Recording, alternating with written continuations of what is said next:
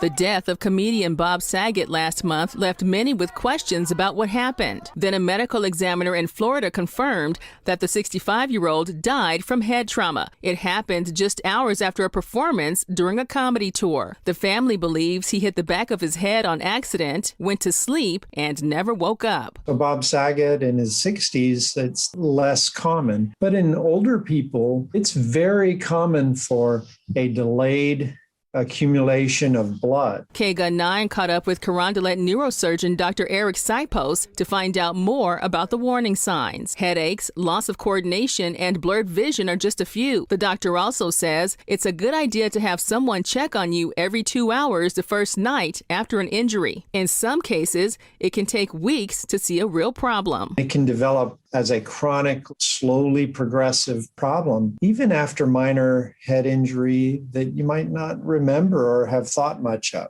50,000 people from Arizona present at an emergency room every year for head injury, and just under 2,000 die. Carrie Collins with the Brain Injury Alliance of Arizona says the situation with Bob Saget is more common than you might think. Unfortunately, that's a story that will play out in homes all across America, as over 1.5 million Americans have a brain injury every year, and half of those are from falls. I think it really speaks to our lack of community knowledge about brain injury and not understanding when to elevate to a medical visit or an emergency intervention. The bottom line is, if you experience a head injury, don't ignore it, especially if you're alone, because sometimes it can mean the difference between life and death. If someone's sleepy after a head injury, goes to bed thinking everything's fine and doesn't wake up, it's too late. So we have to have someone who cares about us, check on us, make sure we're okay. Chandrea Thomas, KGUN 9 on your side. Good information.